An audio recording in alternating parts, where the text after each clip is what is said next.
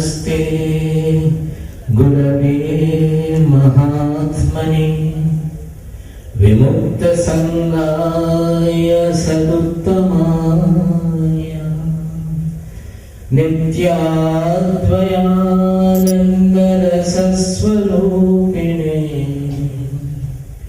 भूमि सदा पारदयाम्बुधाम्नि नमस्ते नमस्ते विभो विश्वमूर्ते नमस्ते नमस्ते चिदानन्दमूर्ते नमस्ते नमस्ते तपोयोगगम्य नमस्ते नमस्ते श्रुतिज्ञानगम्य नमस्ते नमस्ते तपोयोगगम्य नमस्ते नमस्ते श्रुतिज्ञानगम्य Hari. My pranams to our Gurudev Swami Bhumananda Tirthaji Maharaj. Pranams to Swamiji's Gurudev Baba Gangadhara Paramahamsadev. They have been, Swamiji and Baba have been the source of our inspiration. My pranams to all the devotees who have been taking bath in this continued Jnana Ganga flowing for so many days, from morning to evening, listening to the various flows joining this Jnana Ganga. And finally, my pranams to the great heritage of this blessed land, where these lofty thoughts have been taking birth from time immemorial, for thousands and thousands of years, when there was no civilization in the world. This country has given rise to the loftiest possible thoughts of human mind, which even now the greatest scientists and philosophers of the world find it extremely difficult to grasp, not to speak of realizing what they have realized and spoken, what they have experienced, what they have discovered in their quest for truth, and they have recorded in our Shastras. Our Shastras are the records of the discoveries made by our rishis over so many thousands of years, and it had been confirmed and reconfirmed from era to era about the truth of what they have recorded. We don't know when the world is going to appreciate this truth, especially even in our country. I doubt whether people really do appreciate and understand the greatness of our own culture. The day it will be understood by all, perhaps our history books and all what we study in our schools will undergo a thorough change, and we will find a great regeneration dawning in our society. It is lack of appreciation of the greatness of our thoughts that we are still enamored with the Western thoughts, Western civilizations, enamored of the scientific discoveries much beyond the extent they deserve, not knowing what they actually are. Now, coming back to the title, that Sharanaagati, the fifth Purushartha.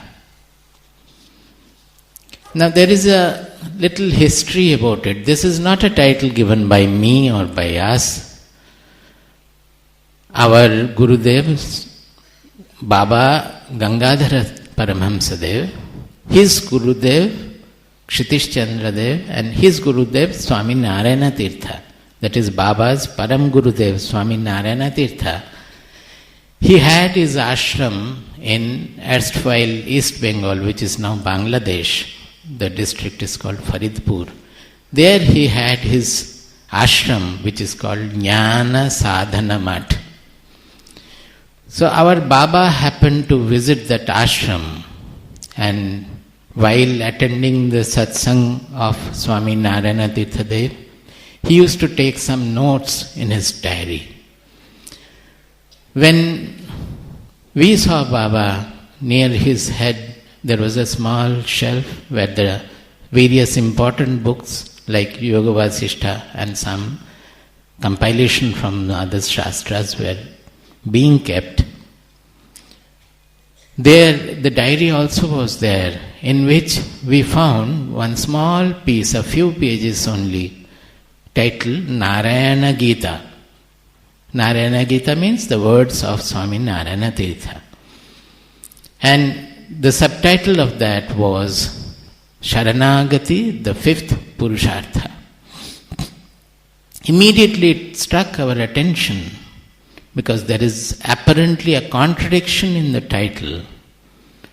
Sharanaagati or Atma Samarpanam or ultimate ashraya, refuge in the Lord, it means absolutely depending on the Lord, whatever comes from the Lord, whatever is done by the Lord. So where is the scope of any self-effort there? Purushartha means whatever is to be gained by self-effort, by our own cheshta.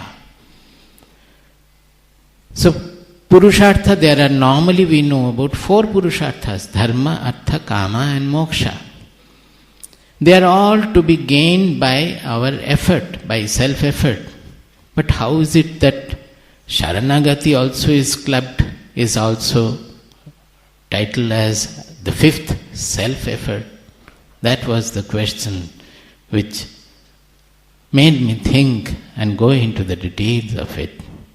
The 4 Purusharthas, generally they are called 4 Purusharthas, but it is not 4 different gains to be had by self-effort. They are all together. Dharma means, often we misinterpret and misunderstand as religion. It is not religion.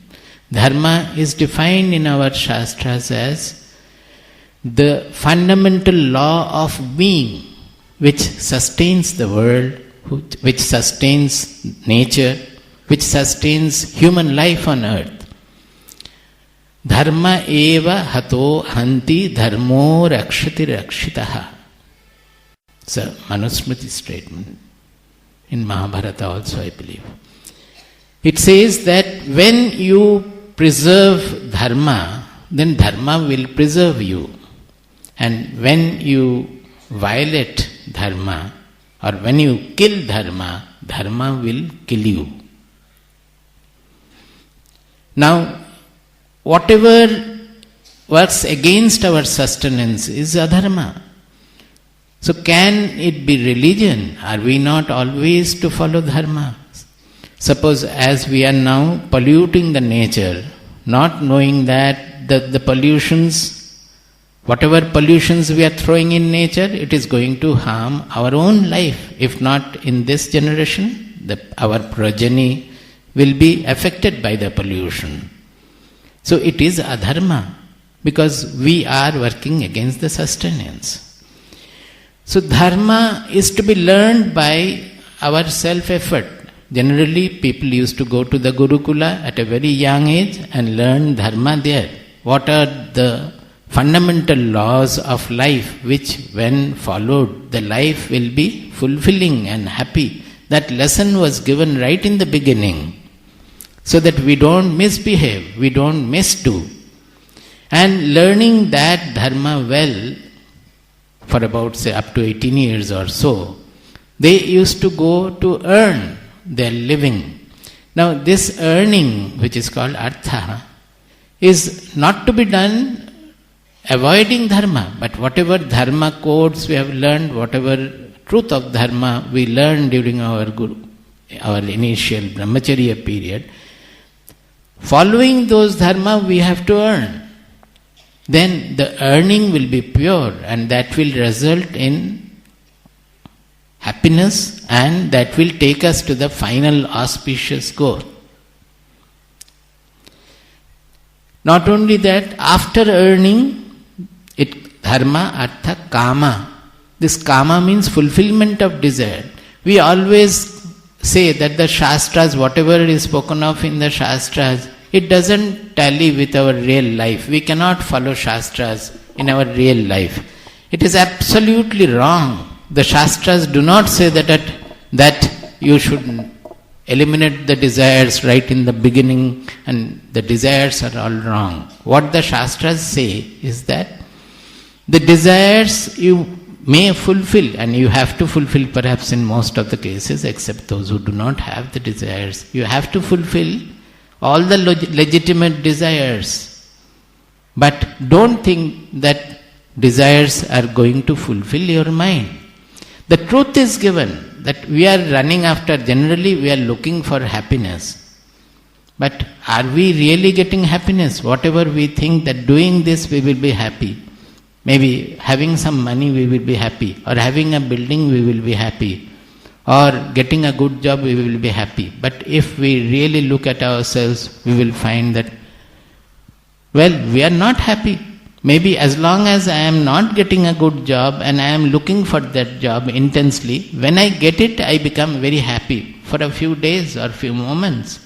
The moment I am there and it is consolidated, then other things take over my mind and makes me unhappy.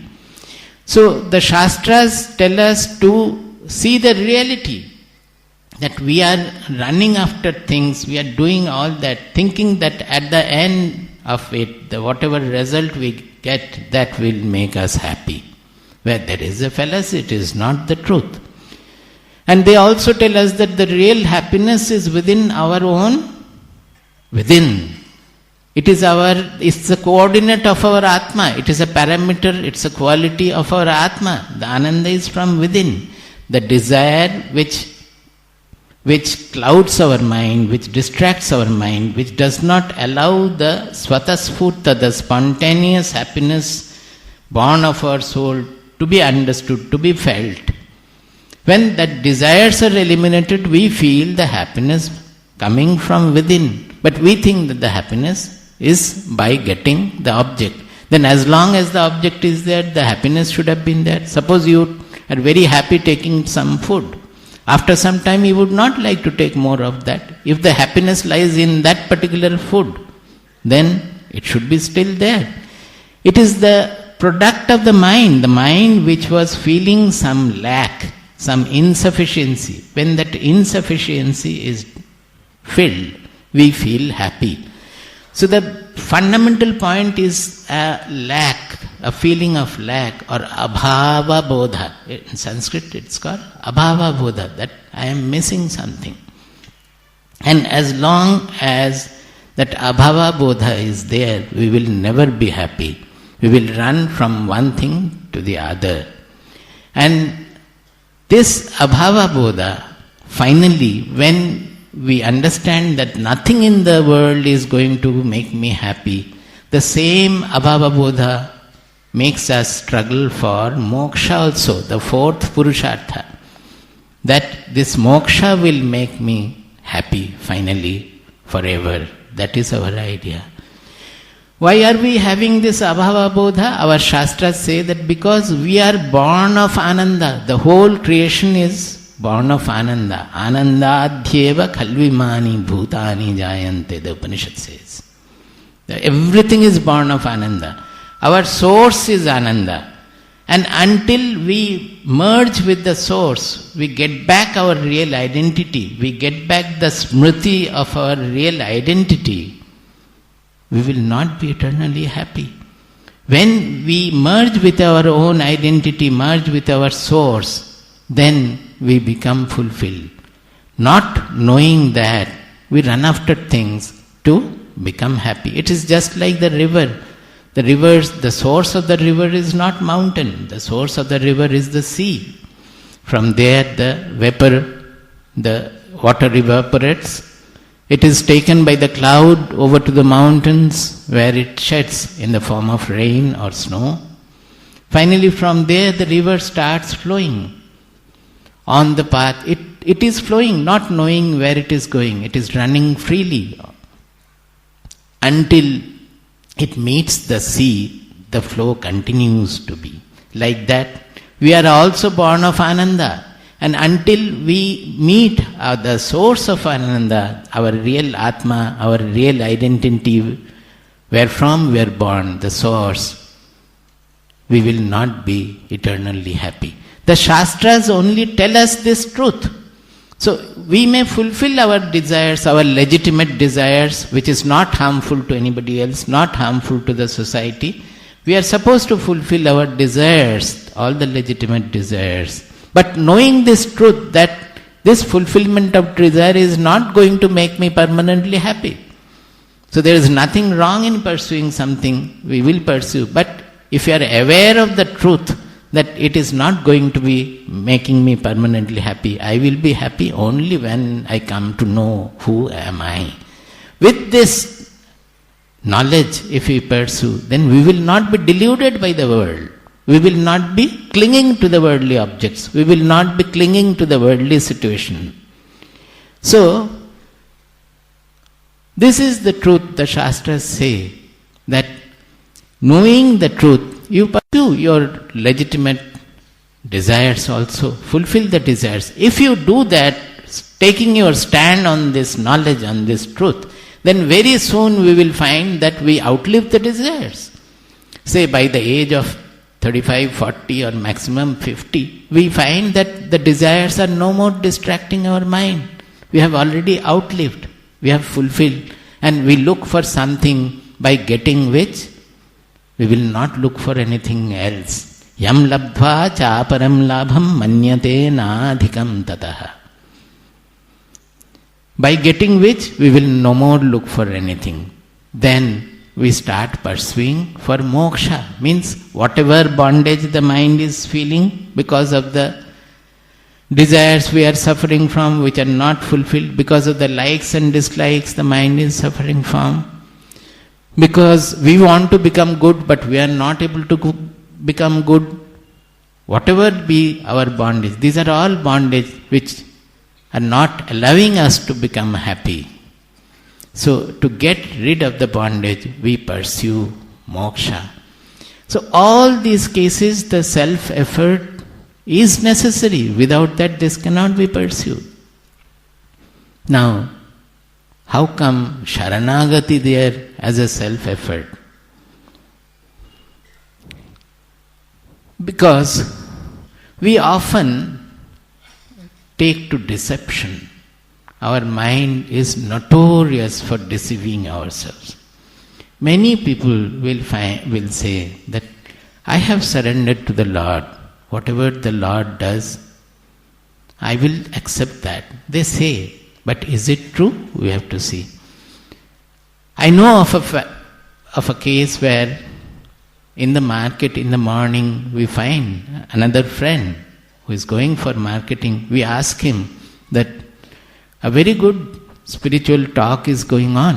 Why don't you also come? We are listening. It's very enlightening and very good. Why don't you also come there? The friend says that, the time has not come for me to go for a spiritual talk. You know what Ramakrishna Dev have said? The friend is telling what Ramakrishna Dev said. He says that if he doesn't will, nothing happens. Even if God doesn't will, even the leaves of the tree will not move. Everything is by God's will. So when God's will, I will come to listen to the talk. So, is it so? Then for your marketing, God doesn't have to will. For your cooking food, the God doesn't have to will.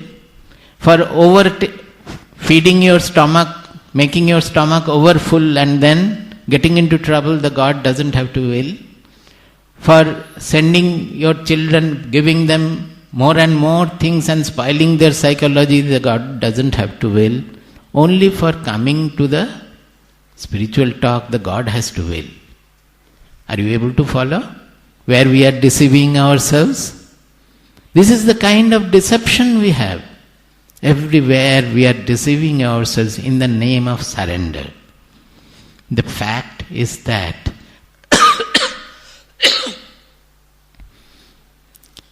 in the name of surrender, we actually surrender to our worldly attractions and repulsions, our desires. We are simply surrendering to our desires. Bhagavad Gita says, Indriyasya arthe ragadvesho vyavasthitau tayorna vashama gacchit tau hi asya paripantino. Says that it is in nature that the indriyas will have their ragadvesha. Ragadvesha means likes and dislikes. Certain things it will be attracted to, certain things it will be repelled by. So indriyas, the sense organs, it is by nature the ragadvesha, the likes and dislikes are embedded in them. But what we have to do is not to get under their clutch. Tayoho na vasham agachet. That means not to become slave to the worldly objects and worldly situations. Normally, we think that we are enjoying the objects, we are enjoying the objects of attraction. But truly speaking, are we really enjoying as a master of them, or are we slave to them? The moment something is not palatable, something is not according to my like, immediately we lose our temper. Immediately we lose our peace. So, are we slave to the situation, or are we master of the situation? We are always slave to the worldly things, because we are under the clutch of the ragadvesha of our sense organs and of our mind. So, the entire spiritual shastras, including Bhagavad Gita, it is only to inspire our self-effort to get rid of the slavery of the worldly things, worldly situations, and get mastery over that. That is, to become the master of the world by becoming master of our own likes and dislikes, master of our own mind, master of our own tendencies, worldly tendencies. So, is it not a role of the self-effort?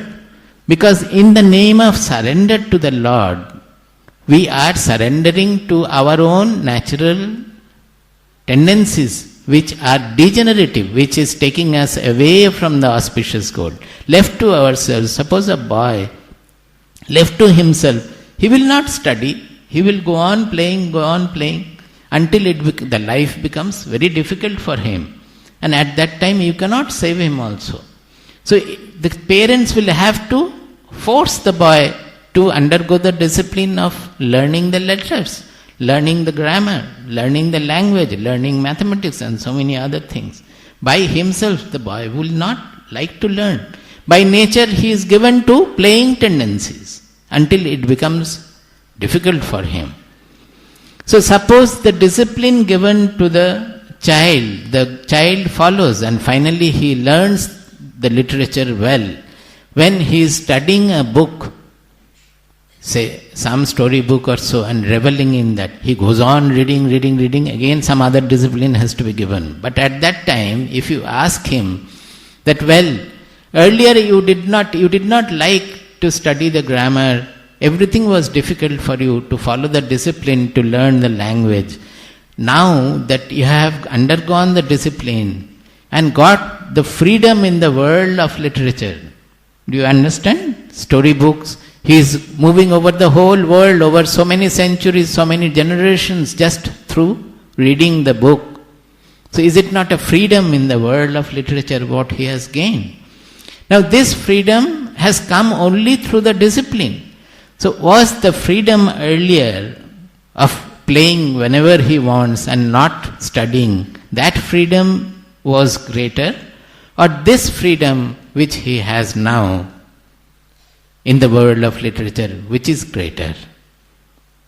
If we ask somebody, will not the boy think and reply properly that the freedom he is enjoying now is much greater, and which could not have been obtained without undergoing the discipline he had undergone. Like that, everywhere to gain a freedom, we have to undergo a discipline. Think of a musician, how much of discipline he undergoes just to get the freedom and joy in the world of music.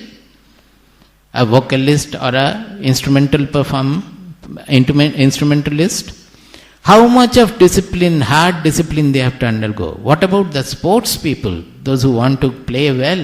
How much of discipline, physical discipline they have to undergo? Similarly, the poets and the writers, how much of mental discipline, intellectual discipline they have to undergo. Think of the scientists, to get into the world of science, how much of intellectual discipline they have to undergo. Any freedom is preceded by discipline. So, in the world of getting fulfillment forever, by the spiritual fulfillment, will not there be discipline necessary? To get this freedom, the last and the ultimate freedom, will not there be a discipline necessary? So to become absolutely free, the discipline is the Purushartha. That is why the Sharanaagati is called Purushartha. Truly speaking, Sharanaagati is to leave ourselves to there is a fundamental law of being, there is a fundamental harmony in nature. The whole nature is moving according to that. Only the problem is there with human beings, because we can decide our path, we can take decisions with our self-effort, we can change our path with our self-effort. The plants grow, the flowers blossom, the moon goes around the earth, the sun shines. No fluctuation is there. They don't have to think of Sharanaagati or self-realization or knowledge, anything like that. They are already in harmony with the infinite. They are in harmony with nature. Only with human beings, because of our desires, we are not in harmony with nature, with the fundamental laws of nature.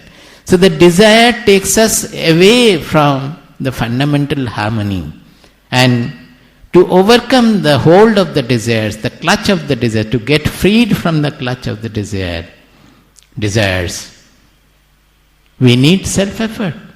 So that is why the Sharanaagati, or ultimately completely surrendering ourselves to this fundamental harmony of nature, to do that we have to eliminate all the desires. The Purushartha is necessary for that. And that is the highest and the greatest Purushartha. That is why it is called Panchama Purushartha, or the fifth Purushartha, the last Purushartha.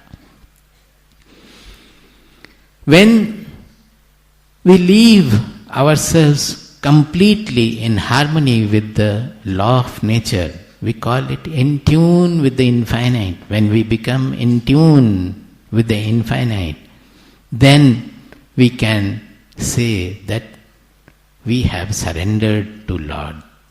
Before that, we cannot say. We can try to surrender. So, finally it becomes the knowledge that we come to know that we have nothing to do here. The nature, through its gunas, they are functioning everywhere, as they are functioning in the plants, functioning in the animals, functioning in all over the earth. The nature has given birth to my body, and through the body, mind, intelligence, and even self-effort, all those are only the functions of nature, the three gunas of nature. I am nowhere, that ego is absolutely wrongly placed there. Everything is the nature's function. Then only the surrender becomes complete and real. Before that, the surrender is a self-effort, it is a Purushartha. We have to do. Every moment our ego comes, we have to surrender. I think you know of the Mahishasura Mardini, that Devi Mahatmya, where to kill the Mahishasura, all the Devas were called. And what they did, they were doing the Astra Samarpana, whatever power they had. Each Deva is representing one power. And they all were surrendering their power before the Devi, so that Devi can finally deal with the Mahishasura.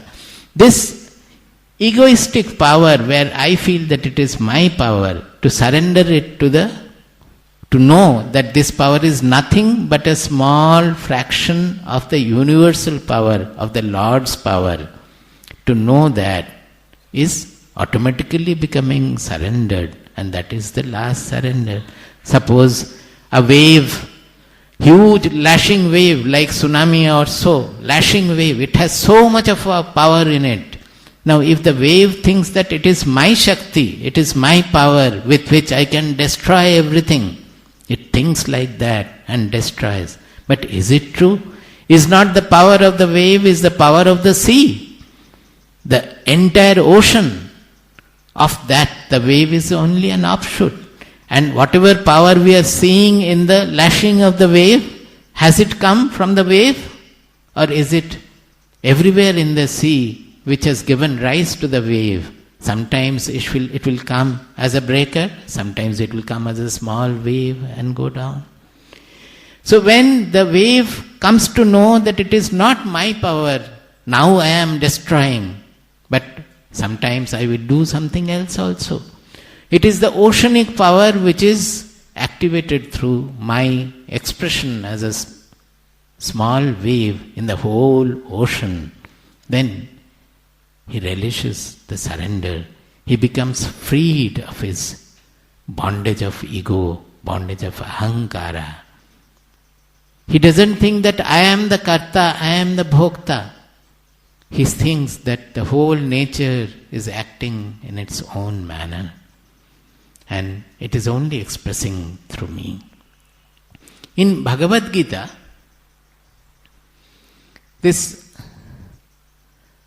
to get rid of this, initially, Krishna has given so many methods. He says, Uddharet Atmana Atmanam, that you have to lift your own being by yourself. How do you do it? Because normally, as I said the earlier verse, the senses are always under the clutch of the objective situation and the objects in the world. And tied to them is the mind. So, whatever the senses like, the mind also gets colored by that, and mind also follows that. And correspondingly, the link to the mind is the intelligence. The intelligence also cleverly thinks how the senses can be gratified, how the mind can be satisfied. And according to that, guides the mind and the senses. That is what our life goes on. Bhagavad Gita says that no, this is not the final fate. The intelligence which is normally tied to this worldly situation, worldly attraction and repulsion, that has to be tied to the soul, from where the Viveka Buddhi, the discrimination is coming, which is our real identity. In our heart, everybody has the inner voice of the soul, because we are that. That is our real identity. So when we are doing something wrong also, don't think that I don't know that I was doing wrong. In the inner voice is always telling us that if you do this, this will happen, this is wrong. You are constricted in this, you are partial, you are selfish in this.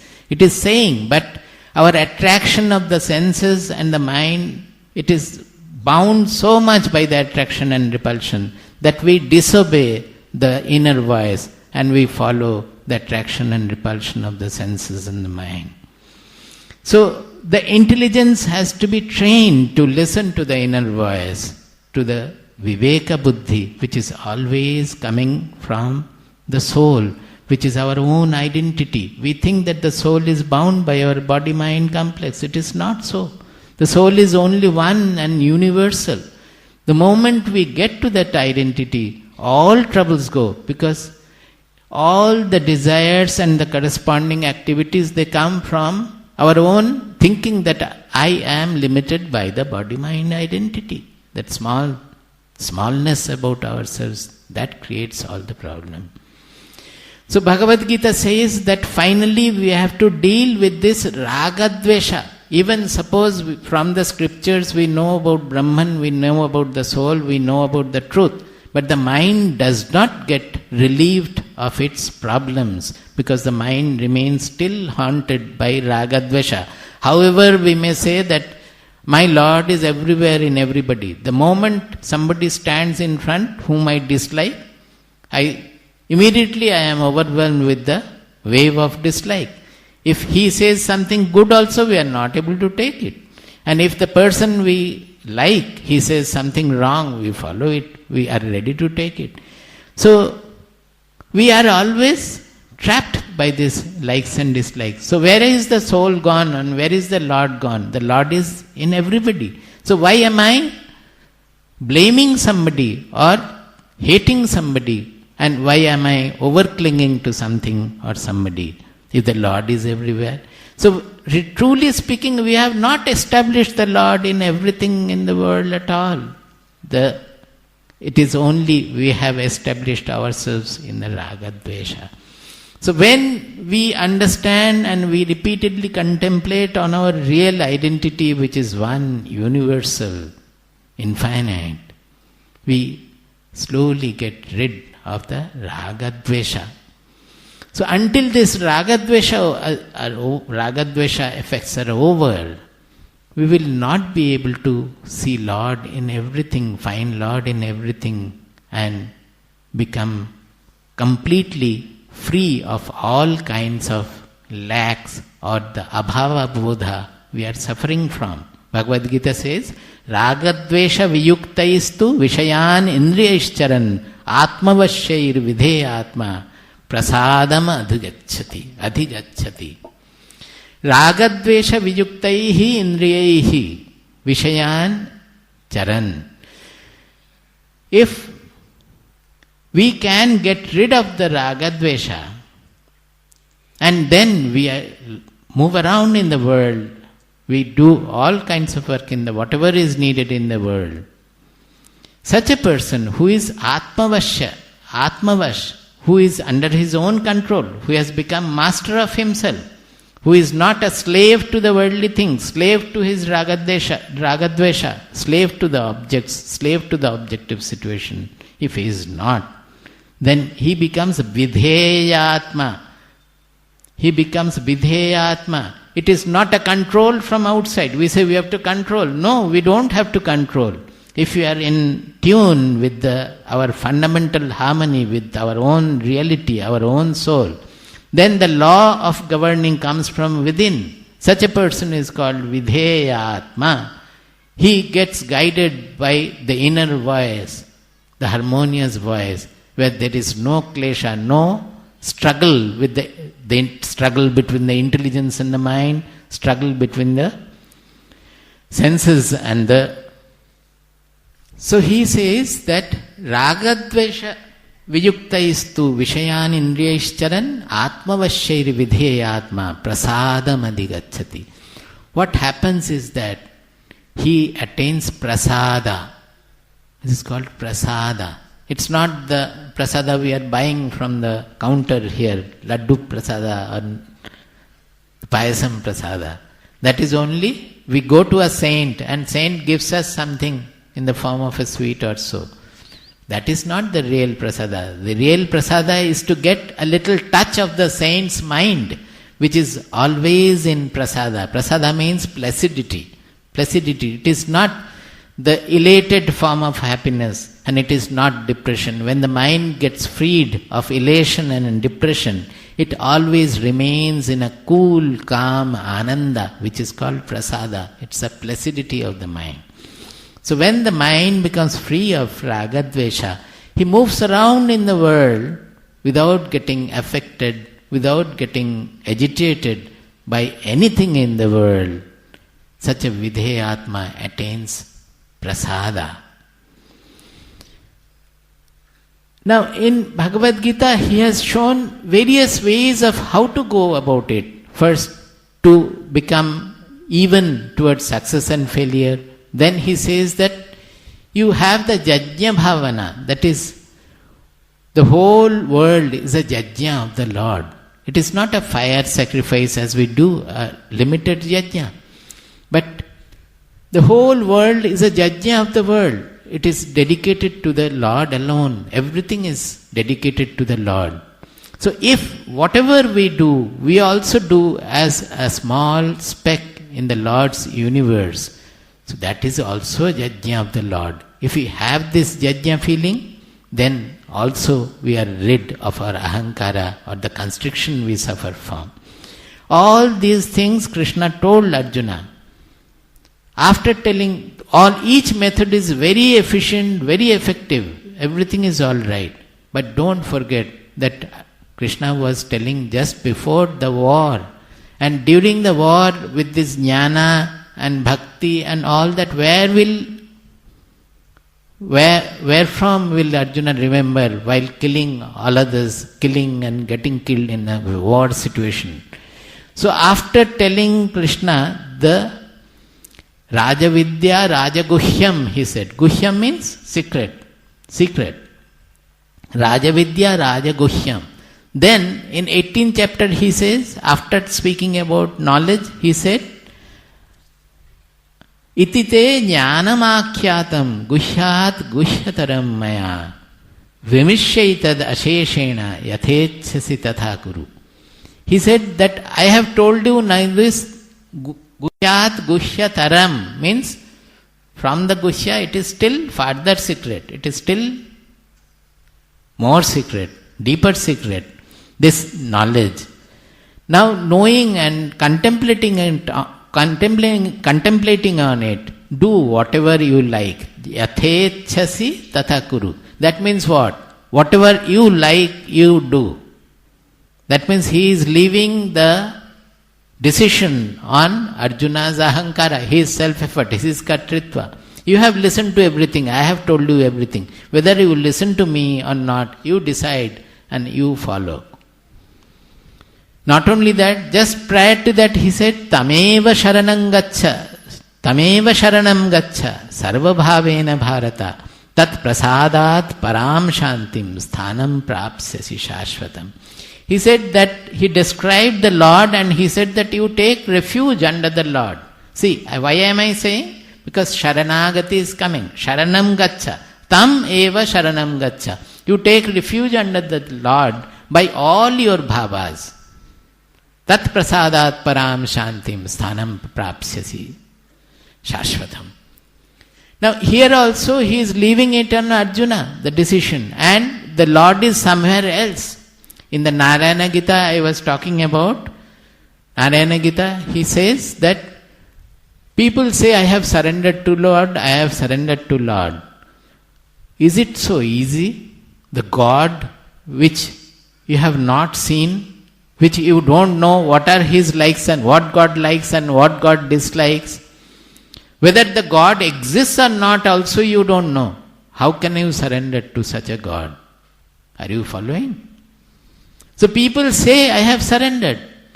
So when something happens wrongly, which I don't like, immediately we start howling, we start lamenting, oh God, why for me this has happened? As our Swamiji says that in an accident, 80 people died and 20 survived. Those who survived, they say that I have survived, we have survived by the grace of God. And those who died, the 80 people, have they not died by the grace of God? But we are not able to accept it. Both have been done by God. It is God's will everywhere, but we are not able to accept it. So it is not surrender. If the Lord we think of, the Lord we know about even from the religion, He is all pervading, He is all knowing. Then whatever is happening to me in my life, is it not given by Lord? And do I have to pray Lord particularly to save me or anything? Does not Lord know that I am in trouble? As long as things are all right, we feel that we are very devoted, we are surrendered to Lord. But the moment something goes wrong, if somebody dies or I lose my job or I lose property, immediately we start lamenting, we get depressed, we commit suicide. Even in some cases I know of, they have thrown away the Lord they were worshipping, the Murti also. That also takes place. Because they don't know what Lord likes, that everything has been done by Lord. Now if it is Sharanaagati or the taking refuge in the Lord, then whatever comes, we can never have any complaint about it. We have to accept everything that comes. If it is death also. We should be ready to accept death. If it is loss of property. It is loss of relatives and friends, it is loss of relative of friends. So everything that is happening, it is with the knowledge of the Lord. It is done by Lord. So how can I have any complaint at all?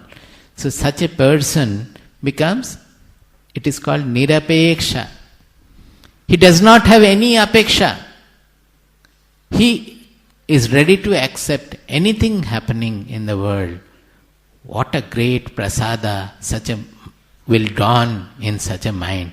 I think you know of a story in Ramayana that it's of course in an allegorical form, that Rama and Lakshmana went to take bath in Pampa. So before that they put their bows, they dug their bows on the bank, kept their bows and went for bath. When they came back and lifted their bows from the earth, Rama noticed that the bottom of the bow, Lakshmana's bow I believe, was having blood. So he asked that, why don't you see something? We must have hurt some creature. There is blood underneath the bow. So Lakshmana dug the earth there and found a bullfrog, a big frog, was hurt by the edge of the bow. It was pierced by the edge of the bow. So immediately Rama said that, Are, you should have shouted. Always you shout. Whenever something happens, you shout. When predator comes, you shout.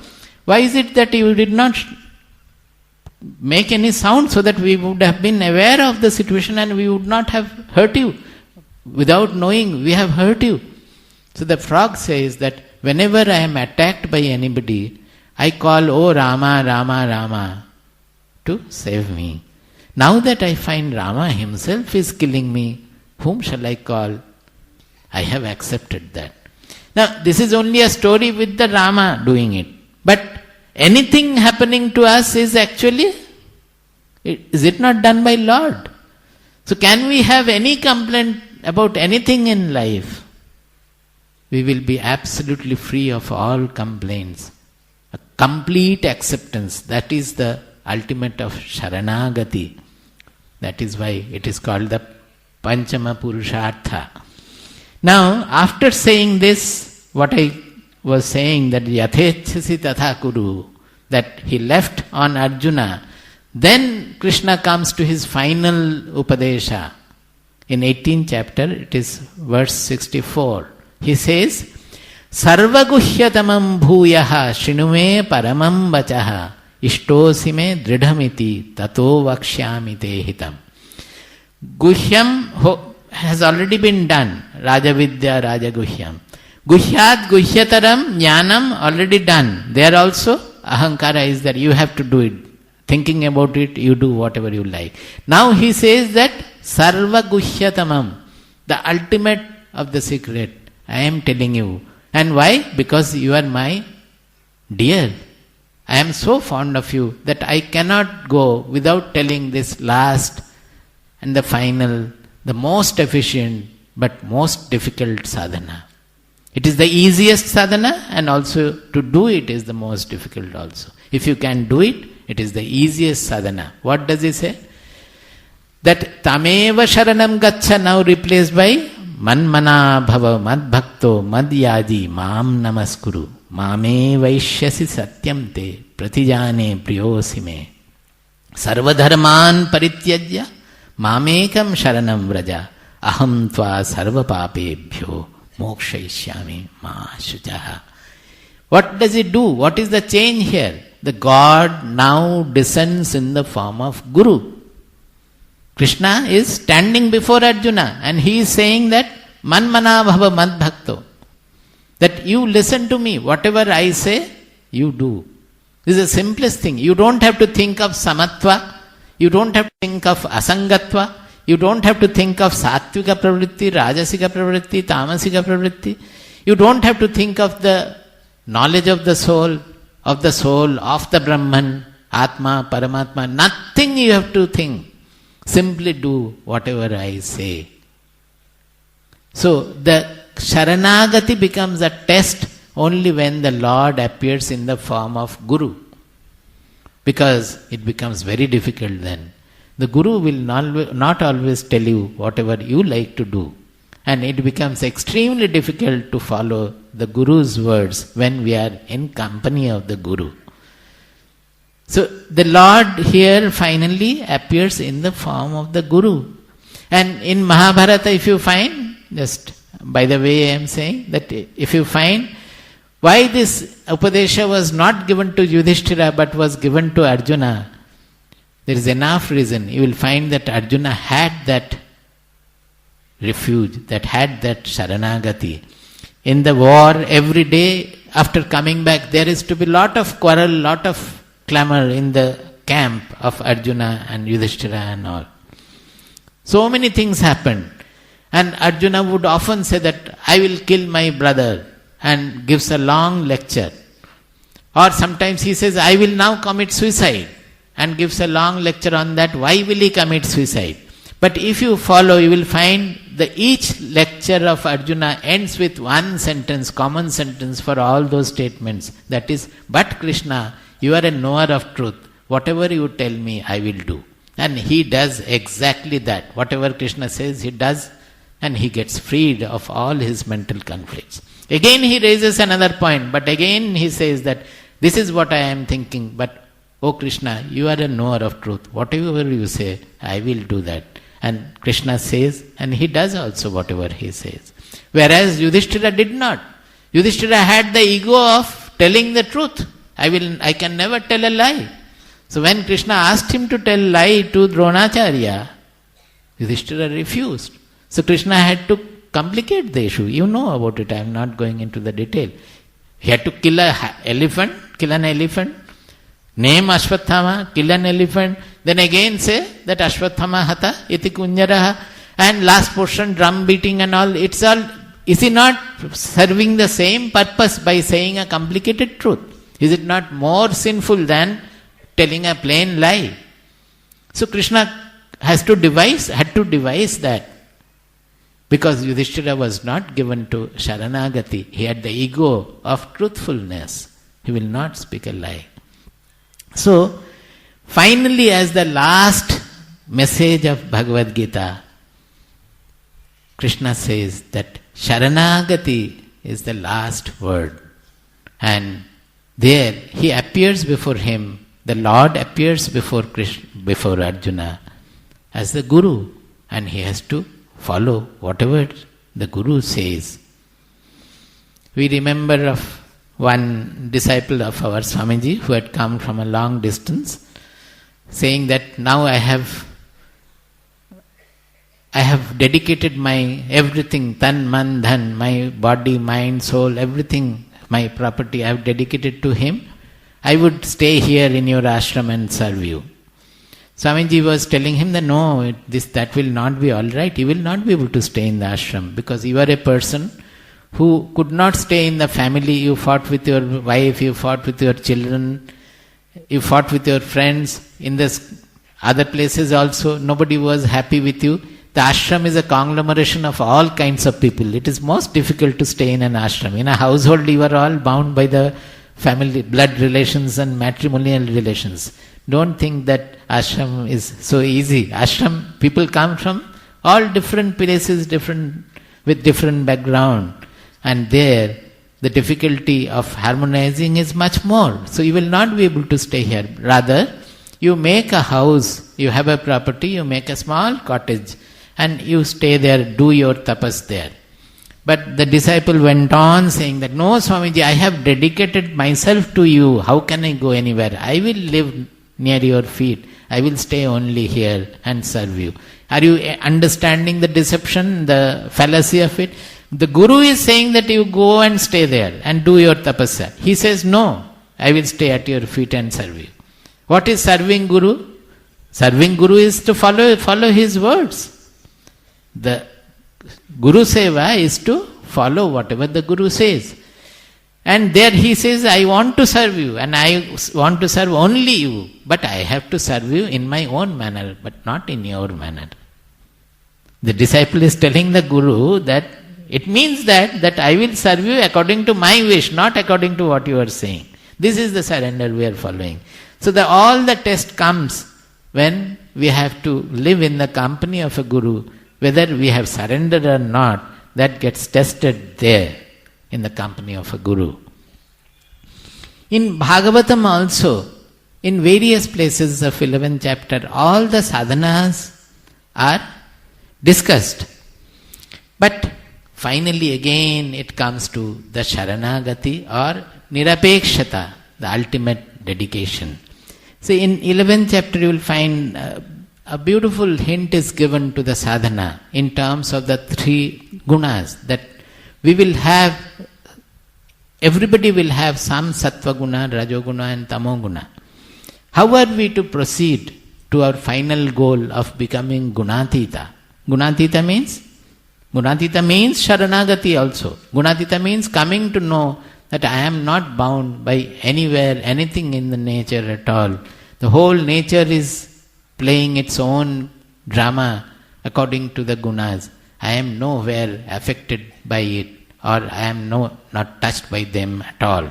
That is the gunatita position.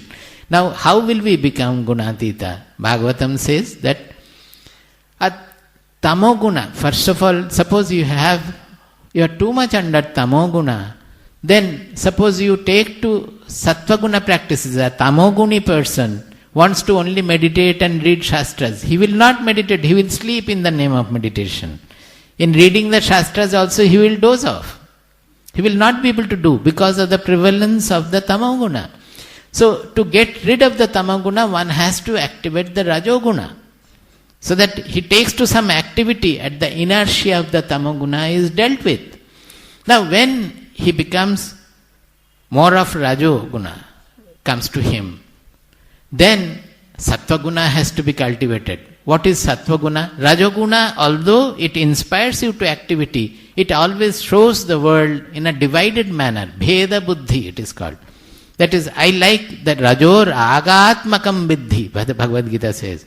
That is, it is that rajoguna is rising from a color of me and mine. I like this, I dislike this. Whatever a rajoguni person will be working, like as we say, workaholic. He will do everything, but he will do whatever he likes.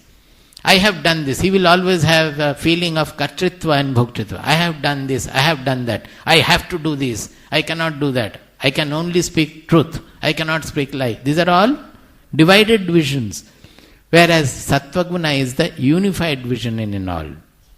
Sattvaguna always creates the avibhaktam vibhakteshu, the jnanam vidhi sattvikam, that who sees always the one uniform truth in all this plural appearance. That is the Sattvaguna. So the Sattvaguna will tone down the ego of the Rajas, and the person will be given to all good qualities of happiness, enlightenment, always doing good. But that Sattvaguna is also a bondage. It will bind him to goodness, and he will not be able to tolerate anything bad in the world. So it is a tormenting life for him, because the world will remain with all its criminal activities and all that. For an extremely sattvic person, it will be very difficult to withstand that. So Bhagavatam says that this Sattvaguna bondage has to be overcome by Nairapekshata. I will just read the two verses. Nissango mam bhajed vidvan apramatto jitendriyaha rajas tamas chabhijayet sattva samsevaya munihi. This is 11.25.34 in 11th chapter. Rajas tamas chabhijayet sattva samsevaya munihi. That is, Rajoguna and Tamoguna have to be won over by cultivating Sattva Guna. And then, Sattvam chabhijayet yukto nairapekshena shantadhihi sampadyate gunair mukto jivo jivam vihaya maam. Gunaihi mukto bhutva jivaha jivam vihaya maam sampadyate. What is that jivaha jivam vihaya maam sampadyate? That as long as we are cultivating sattva guna also, that constricted feeling that I am the body-mind limited puny human being is still there. That jiva feeling that I am only a constricted being, that constricted feeling is still there. He says by nairapekshata, by nirapeksha, by surrender, by acceptance, by accepting everything, what will happen? We will get rid of that constriction of the jiva feeling. Jivam vihaya, jivaha mam sampadyate. He will become identical as me. Actually, it is me Krishna is saying, but it is our real identity, me also is there. That is also me. So he will become his real universal one identity. By what? By nirapekshata. So Bhagavatam gives this nirapeksha the greatest position because it will give us the maximum, more than Himalayan confidence. Because we will not care, we will not expect from anybody, anywhere, we will not expect anything from anybody, anywhere in the world. So anything can happen to him. He will not be affected by anything at all.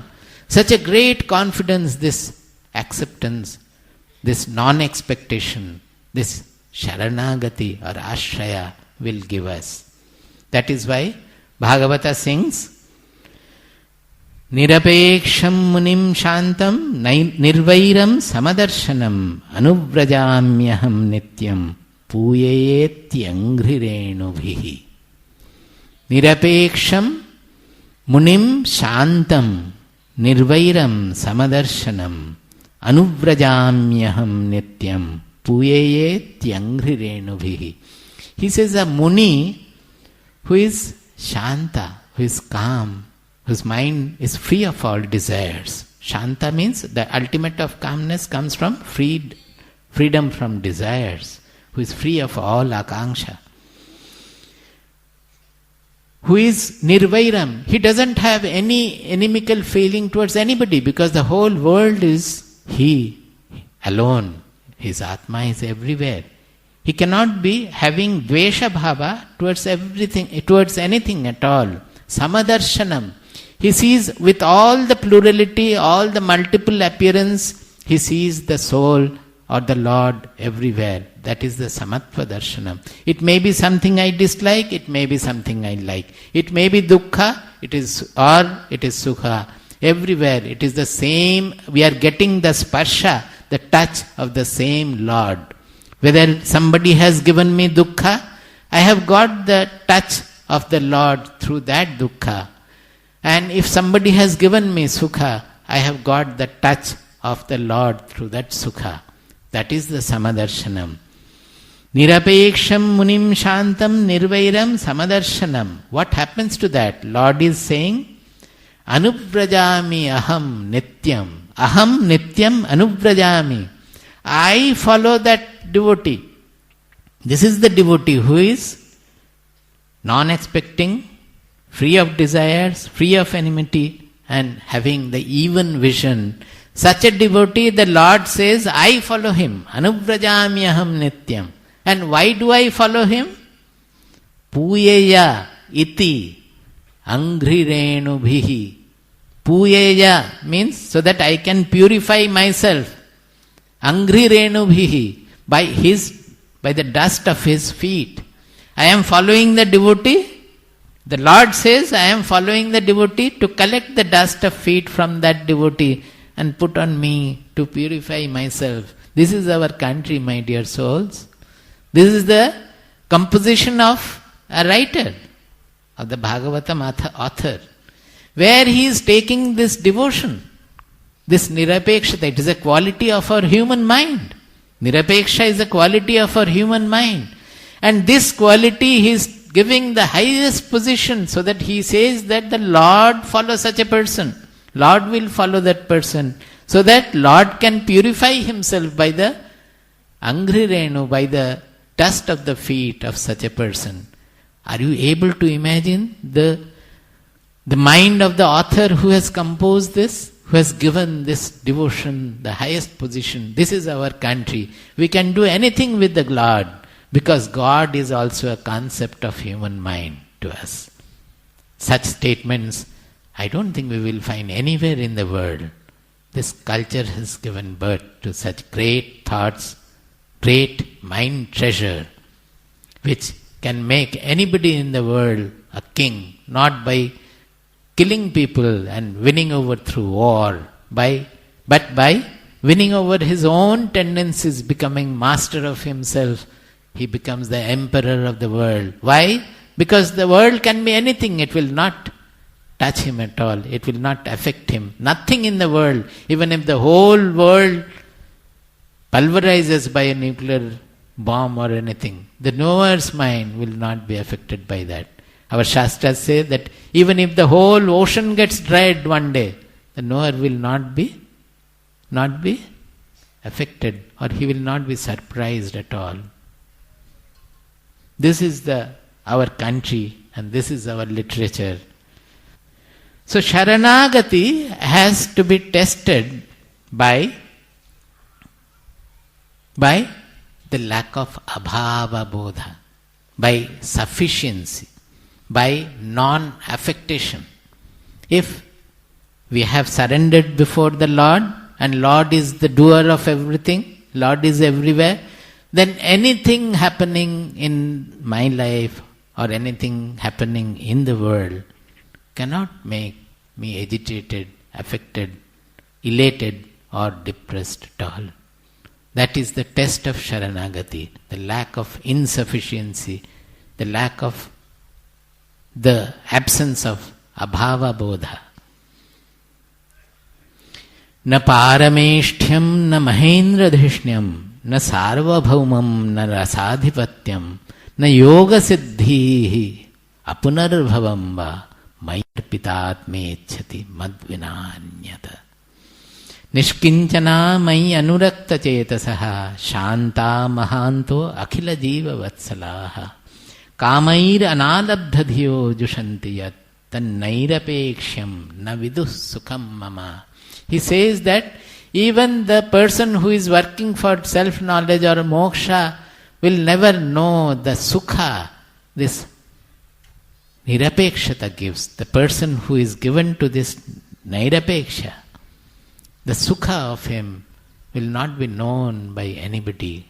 Even a person who is only struggling for moksha, he will also not be able to know this bliss of the nirapekshata or bliss of Sharanaagati. I will stop. The time is over. That shloka only I will chant. Swarajya samrajya vibhutiresha bhavat kripa shri mahima prasadat prapta maya shri gurave mahatmane namo namastestu punarnamostu namo namastestu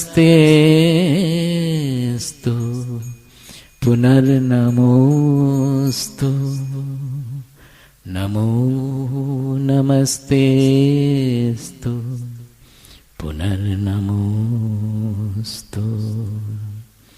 Namastasmai sadaikasmai kasmai chinmahase namaha yadetat vishvarupena rajate guru rajate. यदेतत् विश्वरूपेण राजते गुरुराजते। Hari.